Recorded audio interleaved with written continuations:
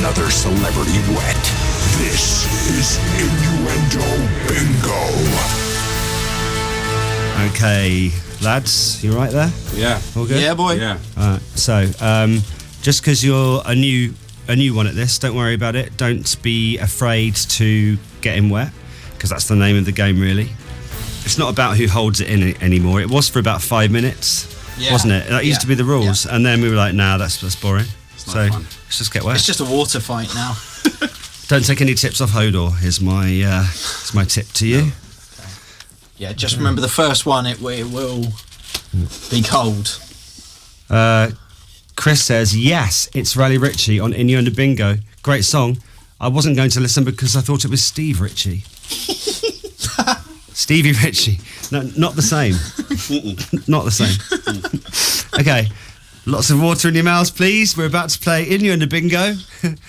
And first, to get us underway, we are going to BBC Two's Animal Guide to Britain. And a bingo regular, it's Chris Packham, who is experiencing a lifetime first live on British television. That's fantastic. It's my first British beaver. Is it? My first British Great. beaver. I'm so glad you've seen it. I never thought I'd see it. Chris Packham there. Never seen one before. Oh, you're holding it well there, Raleigh. Let's try and change that. Thanks, Sam and Rob, for that one. That's a good one. Sounds like an event. I think it was. That's fantastic. It's my first British beaver. Is it? My first British Great. beaver. I'm so glad you've seen it. I never thought I'd see it. Yeah. Now, we do have a no hands rule also. I noticed some of the hands going up to the... There we are. The hands behind the back. Oh, he's good. Right, now we are underway. I think it's important we play this one to Raleigh. It's from last week on Radio 1. Fern Cotton telling us about someone's painful experience with John Legend. Bozza's been on. Bozza was also at the gig that I went to last night, and he said, oh, I've definitely got a touch of the old John Legends today. In fact, it feels like he's in my mouth, tickling my tonsils. Yes. There it is.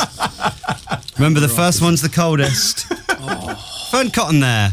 In fact, it feels like he's in my mouth, tickling my tonsils. If you don't know what a touch of the John Legends is, here's what it sounds like when he did that beautiful duet for Comic Relief with Sam Smith. Had a little bit of a croak on. I'm reaching out to you. Which is not like John. And now over to Sunday Brunch. And here's Dr. Michael Mosley, who's been researching 1960s athlete Sir Roger Bannister and is finding out all about the eye-watering things that he did during training. Listen to this, you won't believe it. I mean, Roger Bannister was doing this 60 years ago when he broke the 4-minute mile. So what Bannister did, he went out there, he would go for a little jog, then he would do a minute hard on, then he would do 90 seconds off, hard on, and he did that 8 to 10 times. Absolutely exhausting. 8 to 10 times, everybody. Think about it. He would go for a little jog, then he would do a minute hard on, then he would do 90 seconds off, hard on, and he did that 8 to 10 times. Thank you, Joanne, in Barrow in Finesse, for sending that one in. That was a good one. Okay, next. Over to the BBC weather now. Now, I've got no idea what this man was up to in the studio, but something seems to be blocking our view of the weather map, everybody. Here we go. And right on cue, shocker, there will be some April showers, and that's how you're going to set off the new week on Monday, although even my girth can't describe the fact that behind me, that is not a shower, that is more in the way of persistent rain. This is going great now. Raleigh Ritchie is properly into it. Chris, you are getting it back for a change. I got a big mouth. That was great, that one. Swim shorts. I wasn't sure if the swim shorts would be necessary, but... Let us know if you're watching on 81199.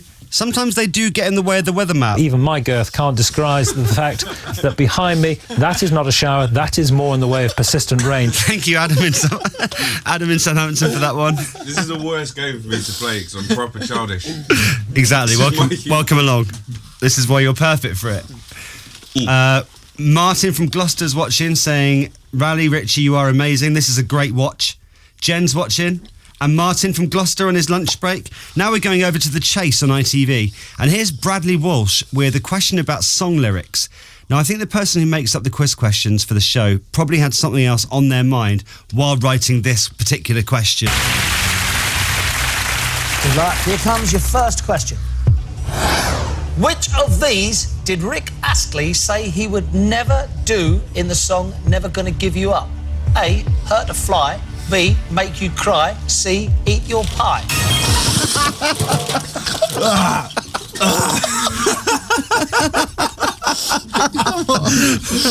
Seriously, who makes up the questions on the chase? A, hurt a fly. B, make you cry. C, eat your pie. Thank you, David, for spotting that one. I noticed the chaser was straight in there as well. Yeah, absolutely. Dan from Bedford says, this is crazy, lols. I'm watching now on my laptop. Over to Radio 4's The Life Scientific now. And presenter Jim Al-Khalili is genuinely startled to hear what some scientists like to do while away the long nights based at the South Pole Research Station. Listen to what they get up to. I think the first women that camped properly were in the early 90s. But that's, 20 years ago. I mean, that's shocking. Well, things have changed a lot since then, and now women go down very frequently. Yeah. Okay, we're good. All right, then. Well, in that case, let's stay at Radio 4 because they're always at it. This is from a discussion about the painter Van Gogh, who sounds like he got on spectacularly well with another painter, Gauguin. Ready? Vincent thought that if he painted sunflowers for Gauguin's bedroom, it would help encourage Gauguin to come. And anyway, it must have worked because Gauguin came. It worked. Must have worked. Now, back to Friday's football now. And after the match, England manager Roy Hodgson has to face some tough questioning about his pre-match ritual with Danny Welbeck. Listen to this. I really struggle with the names of footballers. Roy Hodgson. Roy Hodgson and Danny Welbeck. Danny Welbeck. I knew that. No idea. Okay. Stop picking at the scripts and just enjoy the clip. Come on. Here we go. It's a very satisfying evening for us. But you have had a blow tonight, Danny Welbeck. Was that on ITV? It's a very satisfying evening for us. But you have had a blow tonight, Danny Welbeck. Okay. Thank you, Ewan, for spotting that one. So you're not laughing at that one because it's football, is it? Yeah, good point, actually. Just make it a bit more serious, isn't it? Danny Welbeck there. Yeah, there he is. From Roy Hodgson. And finally, a classic from Autumn Watch. Right, is this the final one? This is the final one. Big one. All right. Let's go for it. Autumn Watch, where they become a little bit overexcited while playing with the new type of bird feeder, which has 2 entrances for the birds to fly into. Oh, how lovely. Me next. I don't think so. I don't think No, they young at all. It successfully. smells No sweet young and in there. delicious. That would be How stinky. disappointing. Have a sniff down the bottom hole, mate.